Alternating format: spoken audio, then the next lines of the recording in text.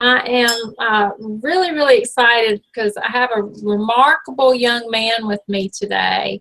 He is not only an extremely gifted artist, but he has found a way to use his art to help the homeless people in his community of Santa Ana, California. Through his passion for art and his faith in God, he has started an amazing journey as well as a project called The Faces of Santa Ana in Santa Ana, California. He is a car designer for Kia Motors in Irvine by day and a giver to his community as an artist, the rest of his time. So I want to go ahead and bring him out and welcome this amazingly talented man who is forever changing the lives of the homeless, Mr. Brian Peterson. Brian, say hello so I know you're still with me. Hello, everybody. Thank you, Tamarah, for having me on the show. I just really appreciate you having me on here. Thank you again. I'm so excited, Brian, because I found you. I could have found you by accident. I think I found you on Instagram, and I don't even know what I was researching at that moment, but as soon as I, saw what you were doing, I just knew you had to be a guest on my show. And we're definitely going to talk about your project. But before we get into that, I kind of wanted to get into a little bit of your background because you have an amazing project going on, but you're also a talented artist. And so I just wanted to back up a little bit and talk about your past a little bit. How did your journey as an artist begin? Have you always dreamed of being an artist? For as long as I can remember, I was always the kid who was drawing. I was always the kid drawing in math class. I was always the kid drawing in history class. And when I was really little, my mother noticed that I had a talent for art. So ever since I can remember, again, I've been in art schools. I've taken art classes my whole life, and that's kind of led me here today. Now, what art school did you go to? I went to two different art schools. One was South Miami Middle School in Miami, Florida, and then the second was Design and Architecture Senior High, and that's an art and design school in the design district of Miami, Florida as well. Okay, wow. Now, so how long were you in Miami? I was born and raised in Miami. I left Miami for college when I was 18. Wow, okay. I went there for the first time about a year ago and fell in love with it. That's why I asked. I didn't realize you were from Miami. It didn't say in your bio, and so I was like, well, I don't even know where you. That is a wonderfully artistic place. I love Miami. Yeah. How old were you though? Would you say when your mom discovered you had this gift or noticed that you really had an art? Do you remember? Probably somewhere around third grade. One of my art teachers contacted my mother, and I can still remember it pretty vividly. She told my mother, "Yeah, I think your son has a gift for art, like he's excelling in all his art classes." So my mom jumped on the opportunity and made sure I got plugged into some art schools. Wow. Now, was your mom an artist at all, or? I think that was some of the things that inspired me when I was little. My mother's uncle was an artist, and my mother's mother, my grandmother, was an artist as well. Wow. So you do have some art background in your family. Yeah. So we're in the beginning when you were, you may have been too young to really know much about the artist, but as you got older and you really started noticing other artists, are there any particular ones that stood out in your mind that you remember that inspired you in the very beginning that you know? When I was little, my inspiration was definitely probably looking at some of my uncle's art. He used to always send birthday cards to me as a kid, or actually to the whole family. And he would never buy a birthday card, but he would make it. He would make a collage and do some painting on it. So every time you got a card in the mail, it was from him, and it was a piece of art.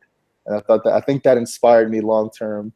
And then just growing up in school, I was always in art history class, because whenever you take art classes, they make you study the history. And I love Van Gogh style. You know, I love the impressionist movement, and you can see a lot of it in my work. I really love to show the artist brushstroke. I like you to see the hand of the artist painting the piece. And so I'd say a lot of the artists from the impressionist movement influenced me a lot. Exactly. Well, did you experiment with different mediums when you were younger, or did Yeah, I think I've done it all. you done it all? Yeah, I've done a marble sculpture of a rock, like a rock sculpture in college. I've done paintings. I've done clay sculptures. Um, Funny thing is, at work now, at my job, I work with clay a lot. A lot of people don't know, but when you build cars, we build them in clay first, and then they become metal automobiles on the road. So I think I've touched and dabbled in every artistic material there is. Wow. Now, how did you get into car design, though? I mean, that is an artistic ability. What moved you into that area? Yeah, car design and basically the fine arts are very close. Yeah. Some people think car design has to do a lot with engineering and mathematics, and there is that side of design, but a car designer is an artist, and we sketch and we draw cars every day. So I was able to, like in college, I had to go through a turning point in my life where I was studying fine art and had to make a decision either to pursue my careers as a painter or the more safe route, pursue a career in design, which had a higher probability of finding a job. And so I made that decision in 2006. I made the decision to sort of put the art side aside for a little bit and then focus on design. So from 2006 to 2009, I got a degree in automotive design and used my artistic talents to learn how to draw cars.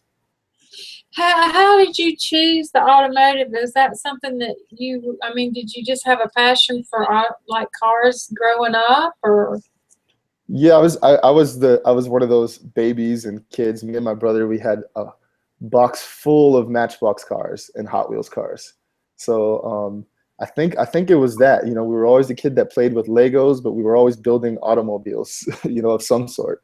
So I think there was always a love of cars. I wouldn't consider myself what people would like to call like a gearhead and someone that knows all the ins and outs of a car's motor and things of that nature, but I appreciate the beauty behind cars. And I think I have for a very long time. Wow. Wow. So you must be very passionate about that as well then, you know, because you're still doing it. Yeah, still doing it, still going. Yeah. Well, who is there someone that really is powerful that in your life, that not necessarily someone that's even still alive, but who would you say is your inspiration today in art? You know, that you study or just follow or that you're inspired by? Um, I don't know. I guess because of my career and because I'm just kind of getting back into the art scene, I haven't really been, I haven't kept up in the last 7 years to just what's going on in the art scene. So I'm kind of a newbie again. And I think I like that because I can approach everything with kind of like a naive mind, you know, but I think the people around me most in my life today inspire me.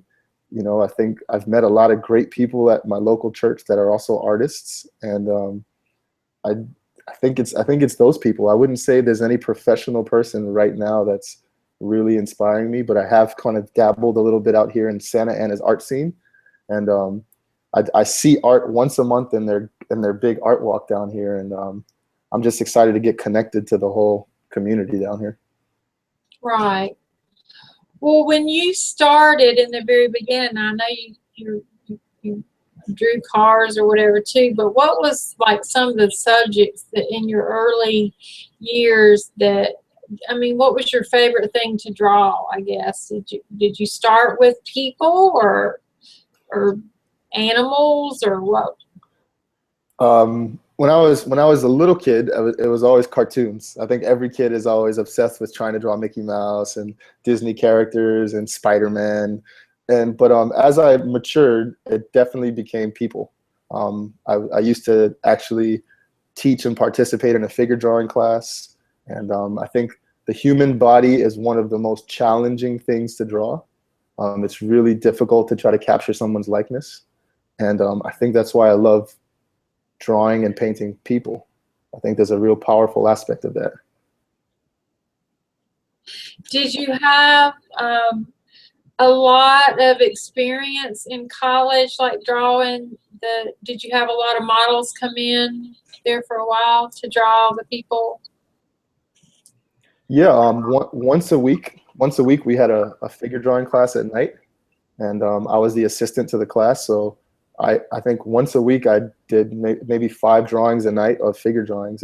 There were nude models that come in, and you focus on proportion and nailing their facial features, and so I've had a lot of practice when it comes to drawing figures. Yeah, I think that would be hard. I know I just had to I took a couple little art classes growing up, and that, you know, I thought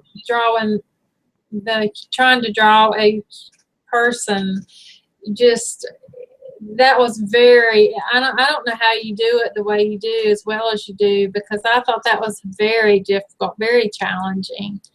And so I always ended up drawing, you know, more animals, or, you know, I had a passion for horses, so that was something that I liked doing. But I want to go back up a little bit, because that was one of the things I wanted to talk about, because it was up until this project that you had not, it'd been like 7 years, I think, that since you had been, you know, doing the artwork.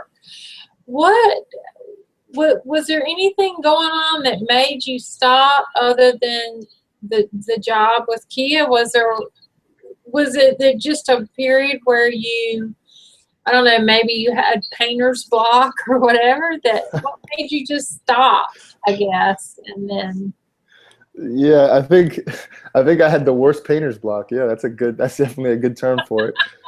I think it was a lot of things. You know, I graduated, I got my dream job designing cars, and I thought that was it for me. You know, I was in my dream position, and I kind of forgot about painting.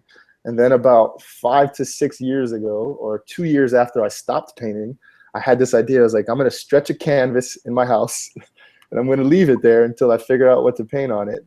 And that canvas sat around for 5 years. Wow. And the painting you see behind me, the elephant, is the painting that ended up on that canvas. This canvas has traveled to 3 different homes with me, 4 different homes, and it was always blank. And I just told myself, one day I'm going to paint on it. One day I'm going to paint on it. And I think a lot of artists go through that. I didn't have a subject matter I was passionate about, and so for me as an artist, I need to be passionate about what I'm doing in order to sort of dive into it. So it wasn't until this project that sort of this idea to help just kind of reinvigorated that whole passion for painting. Yeah, well, because I know the art design, that's art, designing the cars, but there must be a totally different feel from, you know, just going out there and being creative and doing whatever you want, as opposed to having to create and design an automobile. I mean, what was the differences there, that I would imagine that there would have been times where you would have missed the other as well, or maybe you were being able to be creative enough in the automobiles design that you were getting I don't know, you were getting still enough of a thrill of being an artist. Yeah, they're 2 very different forms of art. Car design has a ton of requirements and restrictions and guidelines. You know, people's lives are at risk when they step into an automobile, so there's a ton of safety requirements. So us as artists, we're put in somewhat of a box, and we're forced to be as creative as we can within that box of an automobile. But, you know, priority is making a mode of transportation that keeps people safe. So as a result, we have a lot of things that we have to abide by. And painting, on the other hand, it's actually the opposite. It's quite freeing. There are no rules. There is no right or wrong way. There's no guidelines. There's no restrictions. It's you, your paint, and your brush, and whatever's in your head. And it's because of that, it just allows me to stay motivated. It allows me to just express myself in a way that I forgot even existed for a while. Right. So you're not really just designing the exterior, the body of the automobile. You're designing the automobile itself.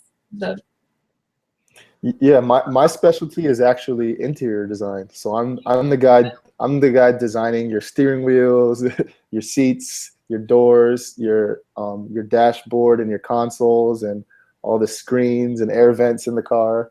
So we actually have a ton of requirements set upon us, because then you have to talk about human factors and how the people fit in the vehicle and are they comfortable, and so it's interesting. Yeah, so that's a completely, I was visualizing you designing the actual exterior.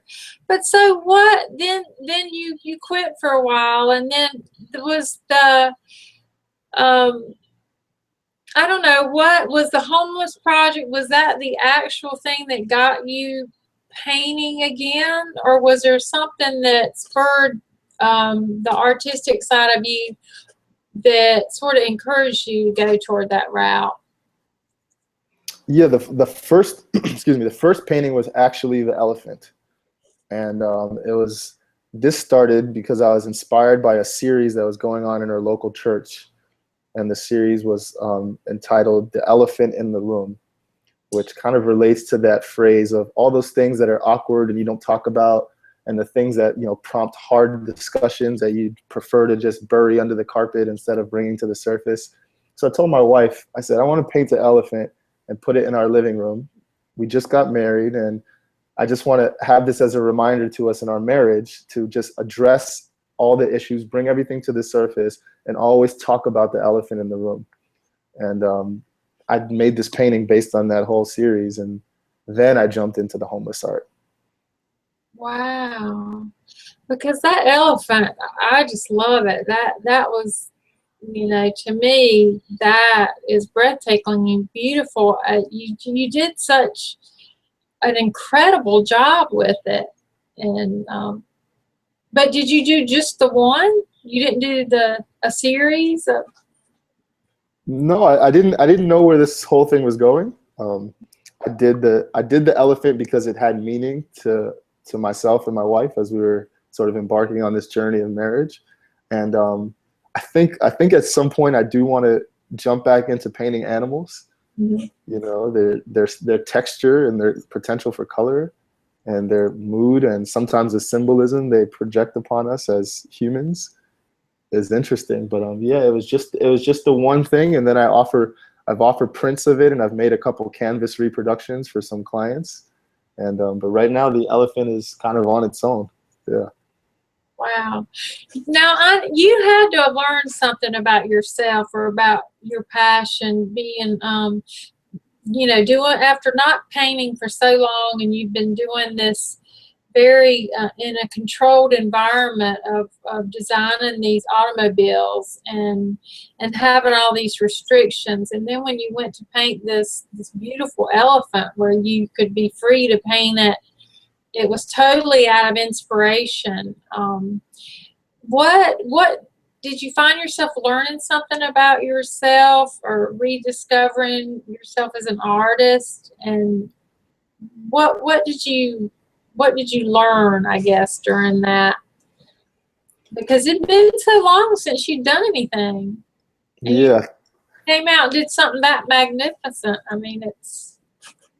I think the biggest thing I learned, and it also influenced the Faces of Santa Ana project, was just the idea that you can and maybe should have meaning to your artwork.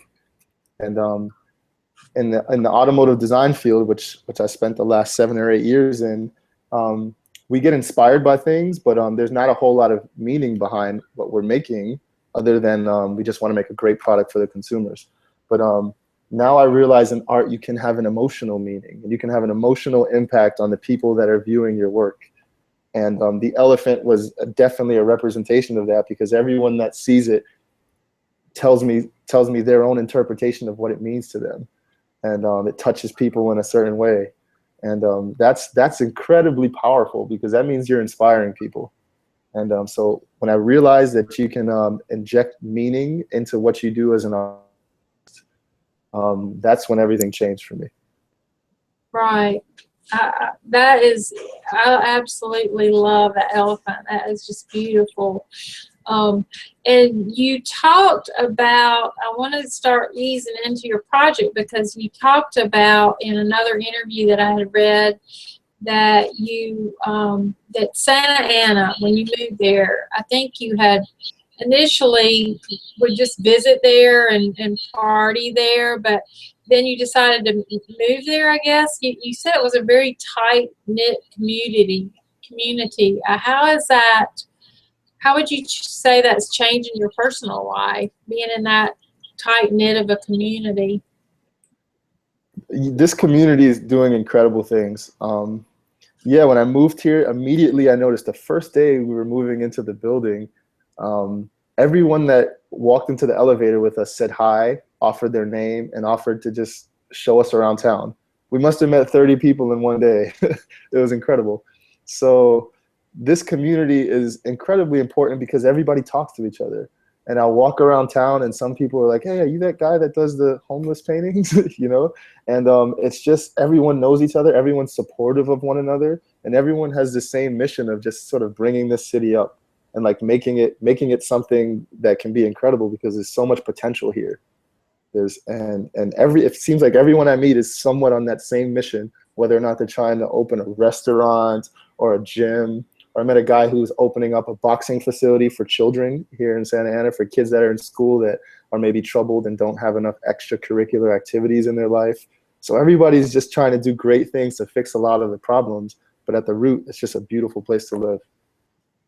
Wow, that's real. That's, I don't know. I've never been to Santa Ana, but that sounds like a really great community. And I had read a little bit about how much it had touched you. In fact, when I was doing one of the advertising you on social media, one of my Facebook friends, Michael, and I can't remember how to pronounce his last name, Valderas, or I don't think I'm saying it right, but I believe he was the one that he said he knew you. I don't know if he's met you personally, but he knew you from the community in the area or something. And so, you know, I thought that was amazing, you know, because there's so many people on social media, and when you start advertising someone and all of a sudden, and especially you're across country from me, I was just surprised that it was really neat to have people say, oh, I know, I see, I've heard a lot about him.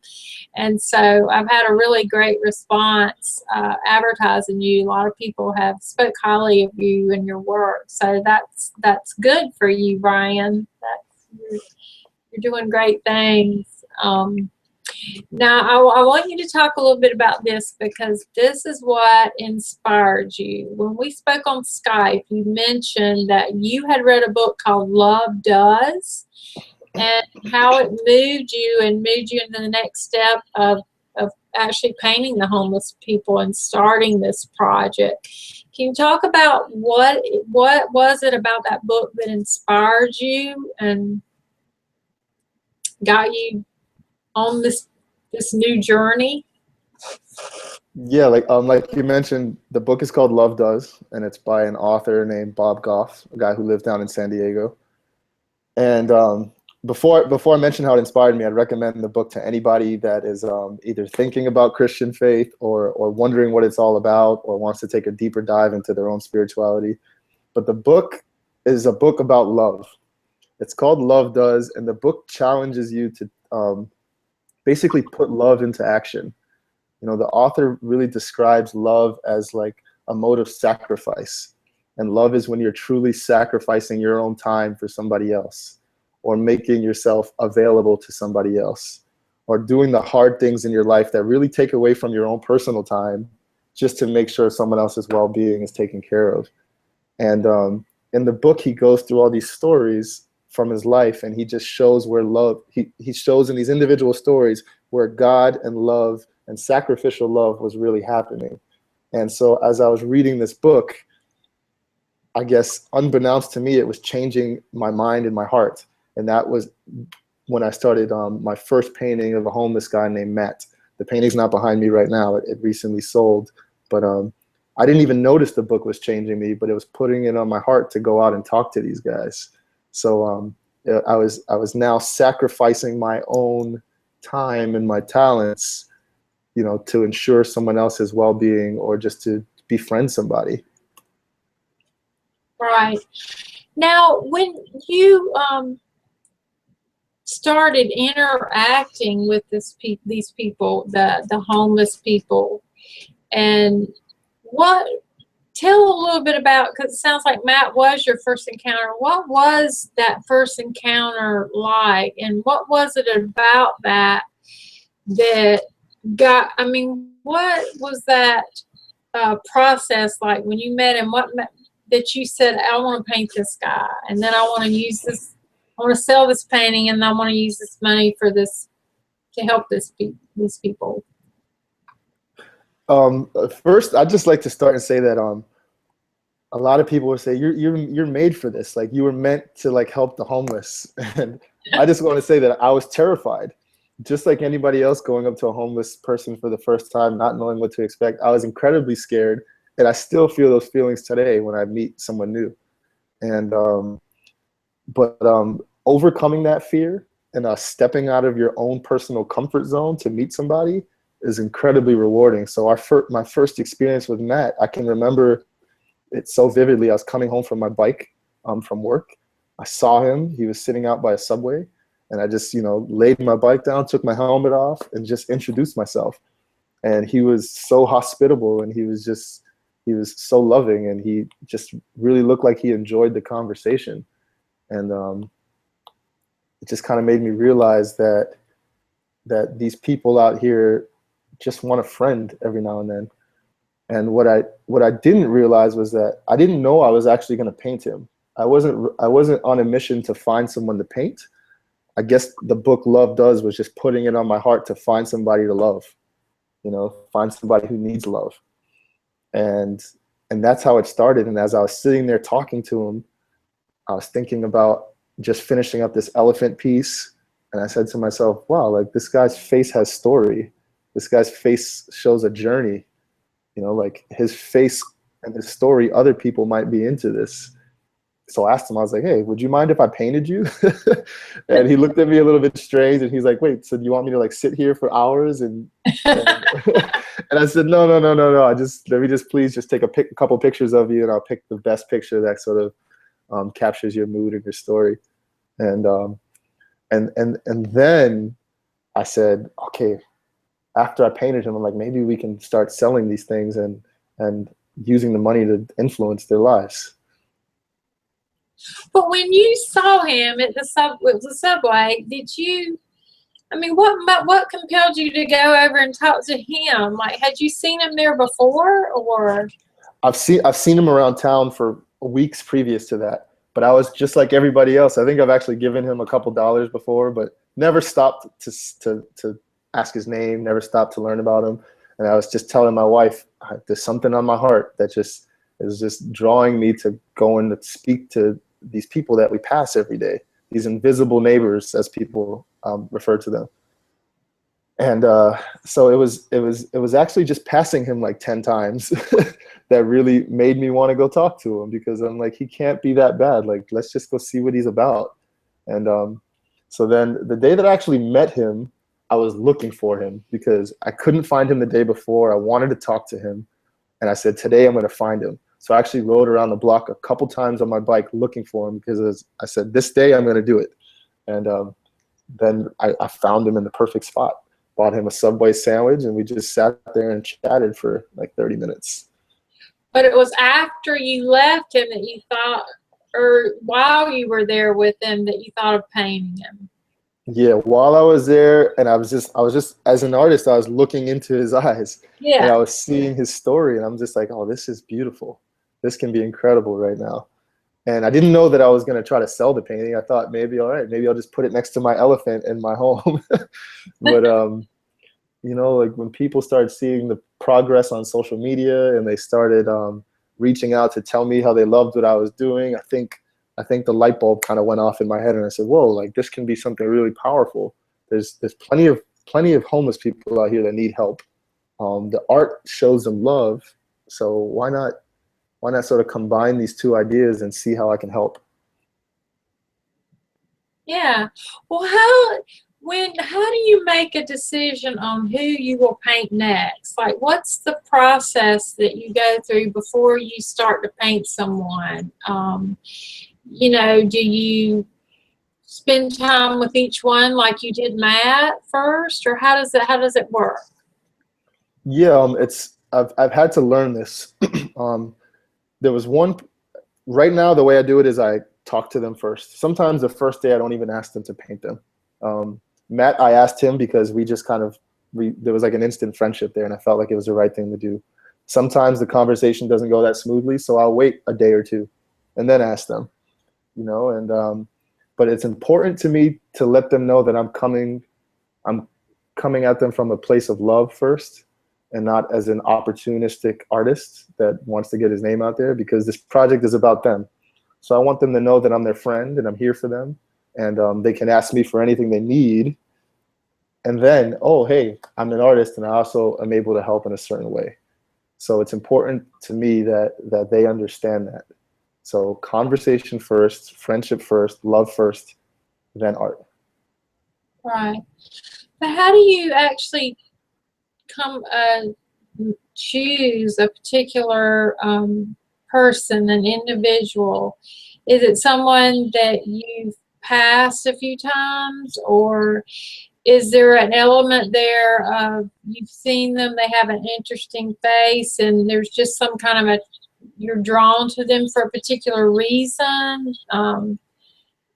Because they're each one's very different, and I'm just wondering how you actually choose who you'll paint next. Yeah, I think it's actually just whoever I run into next.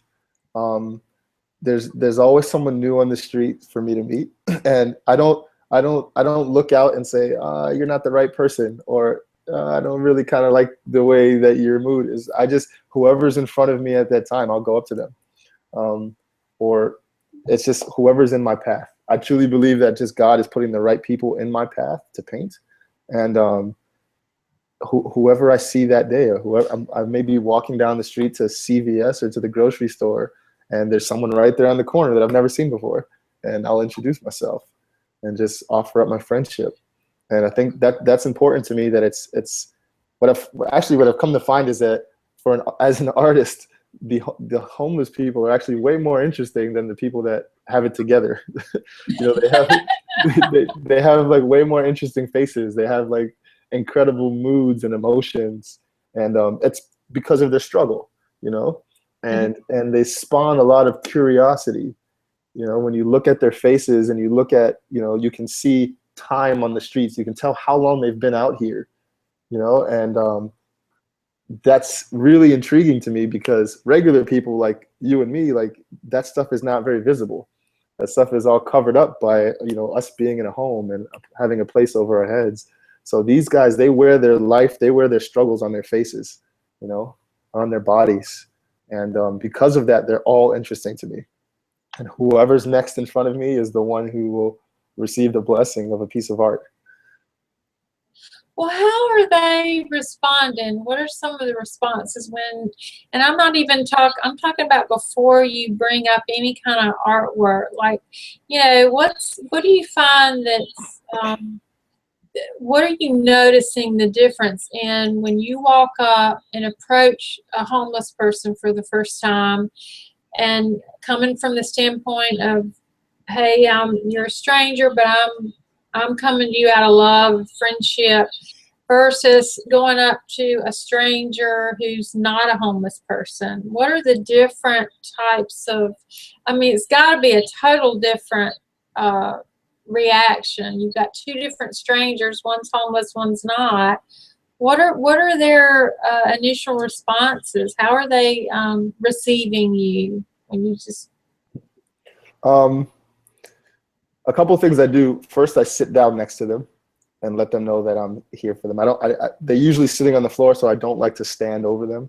I immediately always sit down next to them, and their responses are, I think they're surprised usually, and sometimes I feel like they don't know how to feel. They're like, hey, wait, hold on, no one ever sits next to me to talk, so what is this about, you know? And I let them know where I'm from, where I live. I let them know that I've seen them a couple times already, and I just let them know that I'm here for their help. And usually they're just like, oh, like that's awesome. Like, thank you for introducing yourself. Thank you for sitting down next to me. Thank you for just talking to me. Every single person I've ever met out here has told me, yeah, a lot of people don't really talk to us. They all say that. They're all like, yeah, we don't, you know, some people will say hi, some people will not say anything at all, but they're like, no one ever sits down and just have a conversation. You know, that's incredibly rare for them. So I think they have a lot of feelings of loneliness, and loneliness can be really dangerous. You know, that leads to like extreme depression, and that's loneliness is probably one of the worst psychological problems to have. So I think that at most they're just appreciative that they can have a conversation, a dialogue. Hey, you talk, then I talk, then you talk, then I talk. Like, that never happens for them anymore. So I think once they realize that's what it's about, then they just start talking. And then I think sometimes I'm there for like an hour and I'm like, wow, like, but it's incredible because they just have a lot to say and they have had nobody to say it to. So I'm just happy to be that guy. I'm happy to be the guy they can talk to. And do they share, you know, how they got where they were, or do they share more, I guess, each time they get more comfortable with you? Or I'd say that's every situation is a little different. yeah. I can always tell sometimes they don't want to tell me everything at first, which is completely natural. I don't think any normal human being like lays all their life story out the first time. Yeah. But then again, some of them do, because I think some of them have had it bottled up for 15 years on the streets and has had nobody to tell it to. And sometimes maybe they just want advice, so they just want reassurance that the way they got here is on circumstances they couldn't control. And so they usually they open up a lot more to me than any random citizen that has a home would, you know? If I approach a complete stranger right now that has a job and has a home, they would all tell me a lot less than these guys would, or maybe they wouldn't tell me anything at all. But these guys always give me some personal information that a normal person would never give you. Right. Well, there's one, I don't know if I do have it. One in particular, the man, Charlie, that you painted his dog. Now, I noticed him and his dog. Do a lot of them have pets, or because he's the only one that you've painted that seemed to have a pet? Some do. And just to be clear, the guys, it's funny because I refer to them as James and Charlie. James is the guy, Charlie's the dog. Just Charlie's the dog. Charlie's the dog. Yes. Okay, But that being said, James treats Charlie like a person, and Charlie is his hope. And he has told me he lives for Charlie. Like, the only reason he's made it out here this long is because Charlie stepped into his life and like showed him love. That's his companion. Without Charlie, like he like forgot what love was. And now he has this dog that shows him unconditional love all the time, every day. And it's pure bliss for him to have that dog. And James has a dog, obviously named Charlie. And then I just met a new couple. They're actually husband and wife homeless. And they're going to be the subjects of a future painting of mine. And they have 2 dogs. So they have a service dog, and then they have a little dog that actually looks strangely similar to Charlie. So that's gonna be a big piece of 2 people, husband, wife, and their 2 pets. So I can't wait to get started on that one. That you have a video of them, don't you, on your page, Facebook?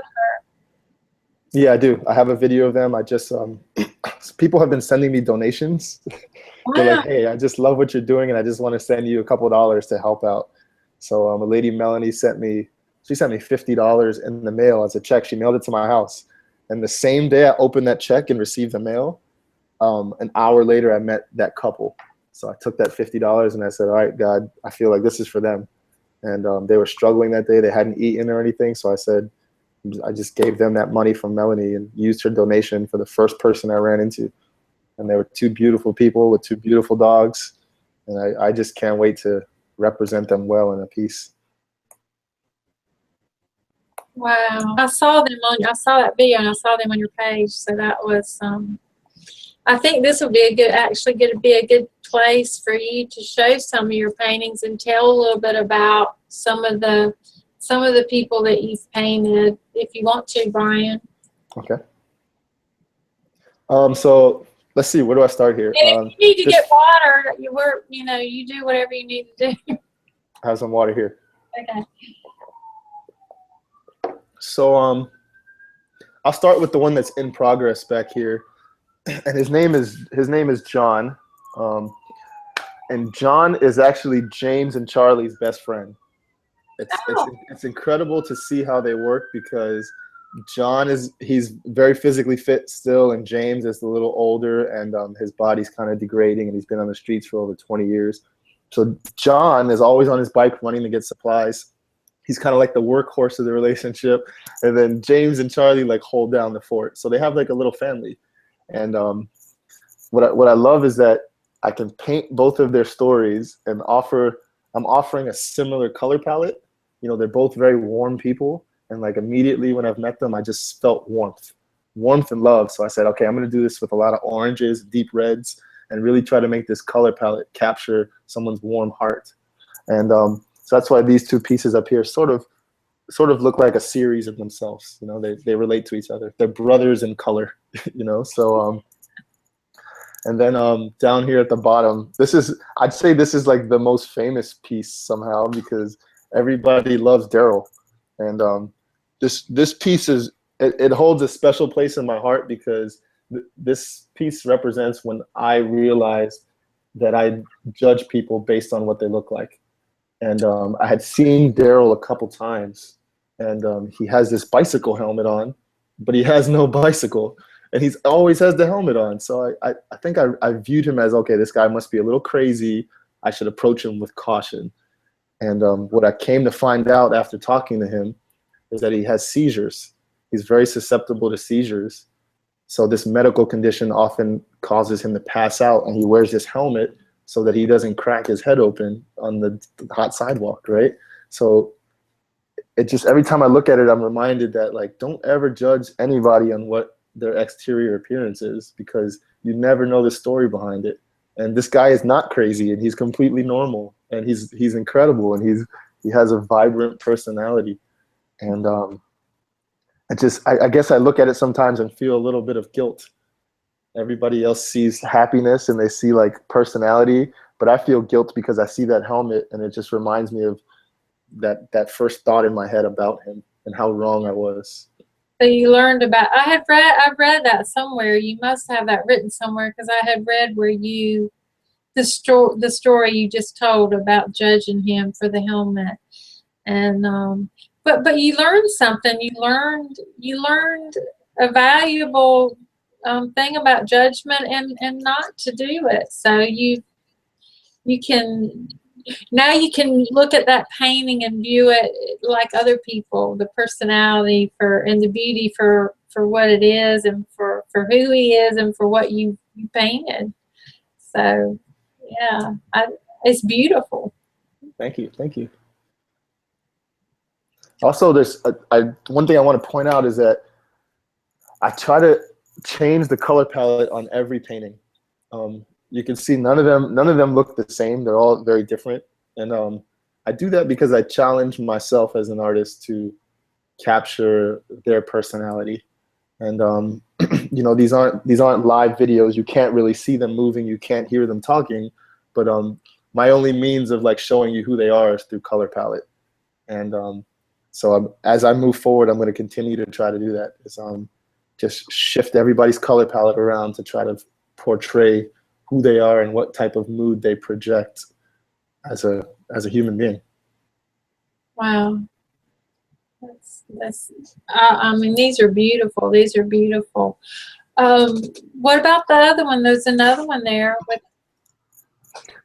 This is let me back up here a little bit. This is a buddy of mine, Shannon, and I actually met Shannon at my local church, and he's a homeless guy in Costa Mesa, and I just spoke to him 2 days ago, and he battles a lot with his addiction of alcohol, and he went to a treatment center, so he disappeared for a while, and I couldn't find him, and it like terrified me because I was like, Shannon, you know, he just kind of disappeared for 2 months. I painted his portrait, and then I didn't hear from him. I couldn't find him, and so I guess he went into a treatment center. I'm not sure the process went exactly how he wanted it to. I think he's scheduled to go back. But Shannon's just a guy. He was a welder, and he was a very skilled welder. And I think his life sort of fell apart. His girlfriend left him, I think, and then I don't know. He just sort of took a deep dive into his alcoholism problem, and he was the guy he is currently still the guy that I think is the closest to making it off the streets. You know, he asked that if I sell this piece, this one's currently for sale. If I sell it, can I just help him pay for his welding degree and certificate, because you have to renew this every year. So I look at this piece and I just see Shannon's hopeful. He's always thinking about how to get off the streets. He's close, so that's kind of his pose. This pose is just representing like I'm almost there. I'm thinking about my bright future. And I guess that's it. Wow. And you sold the one of Matt, the first one. That was the first one you did. Yeah, Daryl is sold. This one sold, and then Matt is sold as well. Yeah. Now, you have them. What is their reaction when they see the paintings? Because I noticed you had posted something about that as well. Like, and you have them sign them. Is that correct? Yeah, that's my favorite part of the process, is taking these paintings out to the streets, laying it on the floor, and showing them themselves. And their reaction, from what I've gathered, is that it immediately humanizes them. And I say that because you see them realize that someone's spending time on them. You see them realize that people care.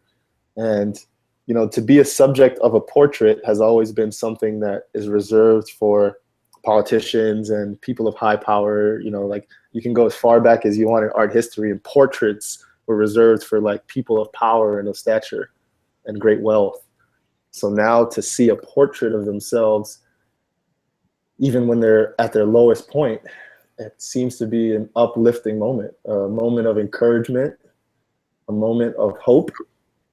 And then having them actually sign the painting right above my name is just like me accrediting them with, hey, your story and your testimony is what helped create this piece. So you are very much part of the art the same way I am. Like, you're just as much as an artist in this process as I am.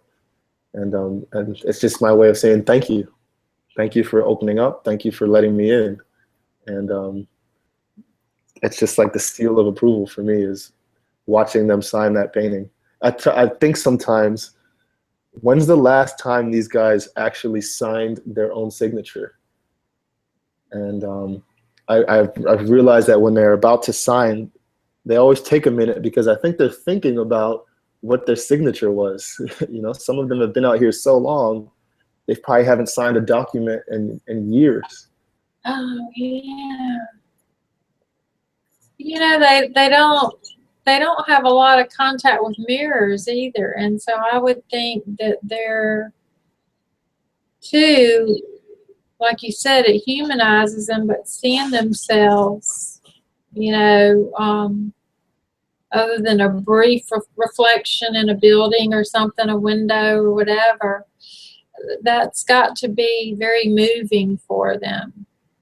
I mean, I would think they would have very mixed emotions. Mm-hmm. Yeah. So, you sort of answered this next question, but I wanted to elaborate, because so many people do avoid the homeless, and I think it does has a lot to do with fear of not knowing their situation, if they're someone who got out of prison, or if they're dangerous of any type. You know, I know you said you had the same type of fear, but how did you actually overcome that, because I think that does take a lot of courage. Yeah. I think it was a few of the words in the book Love Does, I think helped me. And it's just a calling to step out of your comfort zone. I think anytime any of us see a homeless individual on the streets, you get that initial inkling in your heart to say, oh, let me help them. And then your own mind starts talking you out of it. Oh, no, no, no, no. What if they're dangerous? That's dangerous. Okay, so don't do that. So it's like your mind talks you out of what your heart feels. And I've just, what helps me approach them for the first time is just following my heart and letting my heart tell my mind, okay, it's going to be okay. Like, we're in broad daylight. If they're dangerous, you're safe. Just follow your heart in this moment, and step out of your comfort zone, and just be aware that you're stepping out of your comfort zone. Realize when your heart is trying to take you out of your own comfort zone, because I think that's what love is about sacrificing what you believe to be true to help somebody. So I think that's what gave me the courage to do it. Yeah. Well, that's great. I'm going to put that book on I don't think I've read that book, so that's on my list of books. I read a lot, so that sounds like a powerful book. And Brian, you had mentioned to me on Skype when we first met that most people don't even know how to help the homeless, and so I'm not quoting you verbatim, but you said something about most people they don't know what to do, and so they just actually avoid them at all costs because they think, why bother? I can't really help them. What message would you give to people who feel that way? And what are some of the ways you feel like people could help them who are not artists or maybe they're not in a financial situation that really, some people are just not comfortable doing that. Is there other ways that you would tell people they could help, or? Yeah, I think, excuse me real quick. I think people view the homeless issue as a problem, and it is a problem, but the source of the problem is that these are people. And what we all know about people is that everybody's needs are different. So most of us will view helping the homeless as, okay, I gave them $1, or I didn't give them $1, or I helped them financially, or gave them food. But I'd encourage anyone who sees the same person around their neighborhood or wants to help is to just get to know the person first, because it could possibly be maybe your friendship with them can help them way more than $1 can. And but you don't know that until you approach them.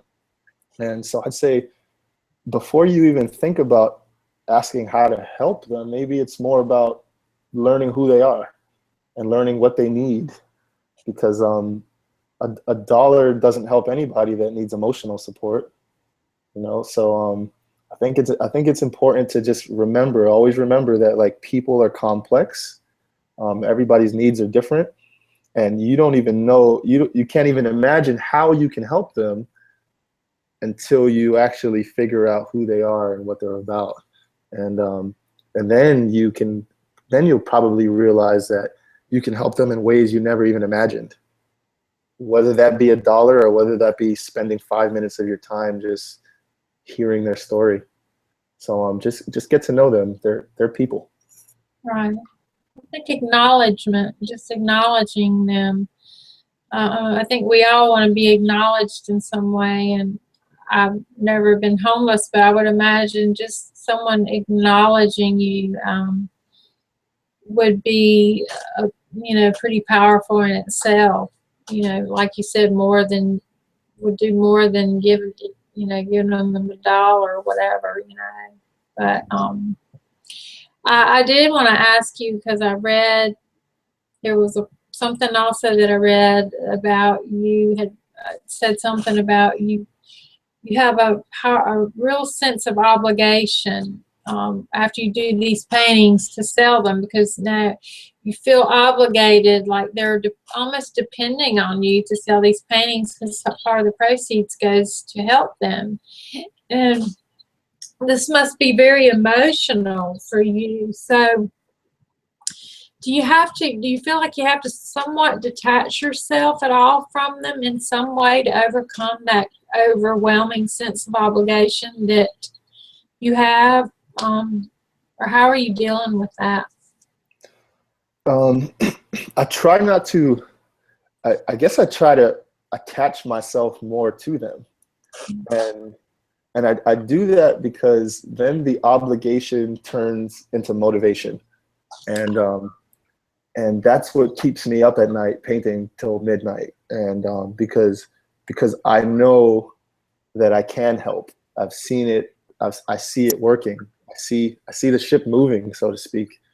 And that immense amount of pressure somehow I think translates into love, right? And the reason I feel the pressure is because I've extended my love to them, and I want to prove to them that I can help. And that's exactly the same reason why I reignited my painting after 7 years, because now it has a purpose and it has meaning. But the obligation, it scares me all the time, because again, your mind tells you, what if I fail? Or am I doubting this? Are the colors right? Will somebody buy it? I don't know, But I think that's what faith is about. Faith is about stepping out, taking that first step into some darkness, and just having faith that you'll come out the other side where it's light out. And that's how I view every single painting I start. I'm taking a step of faith that someone will decide to buy this. Yeah, and they have a lot of faith in you. I can tell by the pictures that I've seen of you on social media where you're with them, and you can see that you have gained their trust, and they do have a lot of faith in you. So that would be motivation, I think. So I know I also read that you have some of your paintings on Etsy as well. Some of these, is that right? Some prints of them? Is that to sell online? Is that right? Etsy.com? Or? Yeah, I recently created an Etsy shop because I did this because a lot of people wanted to support the movement, and they couldn't afford the large original paintings, which I completely understand. So I said, okay, let me scan these and make some smaller prints for those that want to support. And the Etsy, it's etsy.com, and the shop is called Faces of Santa Ana Shop. And it's been great because it allows me to help them in the interim until I can get them the lasting help from the large paintings that I've sold. Meanwhile, while I'm working with homemade and ironing out these details, I can sell these prints on the side, and every print I sell gets me $50 to give to the person in the print. So I think I've given out almost $400 already, either in the form of gift cards, or I bought a walker for a lady who needs a walker, Taco Bell, whatever it may be, based on their individual needs, as I said earlier. But it's these prints, it's these people from around the world, a couple people from France and Canada and all over the world. People are purchasing prints just to see how their money is being used to help somebody. And it's just I'm extremely grateful for the generosity of some of the people out there that just want to help. And I thank everyone who have purchased prints. And if you want to check it out, head over to etsy.com and look up Faces of Santa Ana to purchase some prints. Yeah, well, that's awesome. I'm going to have all that in the blog article as well, the links to, I'll make sure I get the Etsy one on there as well. What other plans do you foresee for you as an artist, other than outside of this project, Brian? Do you have other plans or dreams? I don't know. I still plan to stay in my career. I love what I do during the day. My plans right now are just to grow this idea bigger than me. And I guess I'd consider that outside of this project because I want to get more people involved. I've gotten a lot of, I guess, requests for commissioned work. So I might start tackling some of that stuff when this project settles down. If it settles down, if it keeps ramping up, then I might not have time. I might not have time for that stuff as an artist. But my plan, my end goal is to just maybe one day just have a call for artists and get a bunch of artists involved that want to paint portraits of the homeless and just offer up gallery openings that have tens of artists involved on the same mission. And when they sell their portraits, it helps the homeless. And I think it can be a business model that can create lasting change and spread art and spread love and enhance communities and help people. That's the end goal, to help people with our talents. Yeah, that's a great idea. No, that's fabulous. I think that's a great business model. So you'll have to get all the information from you to put in this blog, and I certainly want to help you in any way that I can, promoting your ideas and your Faces of Santa Ana project. So we'll have to stay in touch for that. I wanted to give you a chance. I know you have an exhibit coming up, so before we end this, I wanted you to, it's in February, I think, of this coming February. Is that? Yeah. I had a gallery owner approached me out here in Santa Ana in their artist village, and it's called Gallery 211. And it's actually a lady who has a really modern loft, and she opens up the bottom floor as a gallery during the art walks down here. So February 6th, 2016 at Gallery 211 in Santa Ana will be my first major show. I should have 10 to 12 pieces. We're thinking about catered food and maybe even having some of the homeless guys stop by and just give their testimony in the gallery. So it'd definitely be a new experience. I can't wait for it. And anybody that's local out here in California, please stop by, put it on your calendar. It's going to be That'll be awesome. That's gonna be great. I'll have to get all the information from you on that as well and help you promote that. I want to thank you again, Brian, for being here today. This has been great, and I have to say I'm truly proud of what you're doing and your courage. You've shown such great courage and integrity in what you're doing in your community, and I just feel like it's an honor to have found you on social media, and to be able to have you on my show today, because I'm totally behind you 100% on what you're doing. I think it's you're really making a difference in these people's lives, and it's no accident that you've revisited your passion as an artist, and that this book, Love Does, has inspired you to really reach out and help other people. So I want to make sure that we stay in touch so that I can help you in any way that I can. Is there anything that you would like to add, so that I do have your website written up. I don't know if it's going to show up, the Faces of SantaAna.com. Yep, there it is. That's awesome. Yeah. And then also, I'll have the Etsy, and that's just the Etsy shop is the Faces of Santa Ana too on there. Wow. Is there anything else that you wanted to add? Yeah, I just want to say to everybody that I am extremely gracious. I'm grateful, and Tamarah, to you as well, and to everybody that's just been in support of this idea. And I want you to know that you are the reason why I'm continuing this. Like, the encouragement from the public is the reason why I'm doing this, because it's you guys that in the long term end up helping. Like, it's people that help people. And I've come to realize that in my walk with faith, And I just thank God every day for people that want to support and people that want to take their own time out to either spread this movement like yourself, Tamarah, or people who buy prints and want to make videos of it.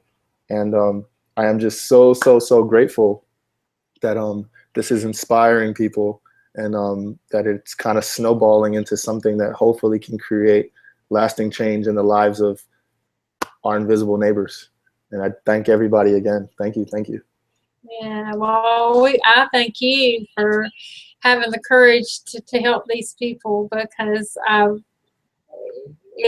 get very emotional when I see them, and I always wondered, you know, if the little things that I've done have helped. But I think what you said about just acknowledging them and you know, is pretty powerful in itself, and having the courage to do that. And so I'm grateful, and I know they're grateful that you are in their lives, in your community. So that's really wonderful, Brian.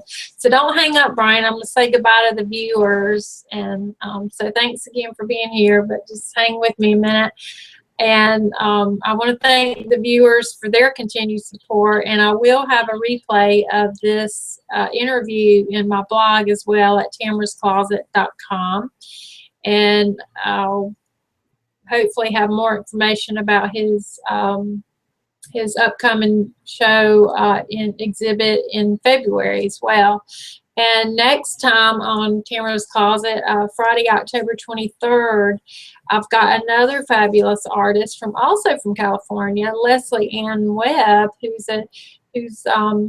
her art is kind of near and dear to my heart, because those who know me know I'm a horse lover, and she paints horses, my kindred spirits, and her work captures a different side of them, what I call the kind of the inner child love of the horse, because it's not the realistic type painting, and it's a bit of a whimsical style. And so it's you know, you'll have to pop in and see us on October 23rd for that interview with Leslie Ann Webb. And so stay tuned to Tamarah's Closet for more live interviews and talented people all over the world. And to the success of my viewers, you keep rocking your dreams, and we'll see you next time. Bye.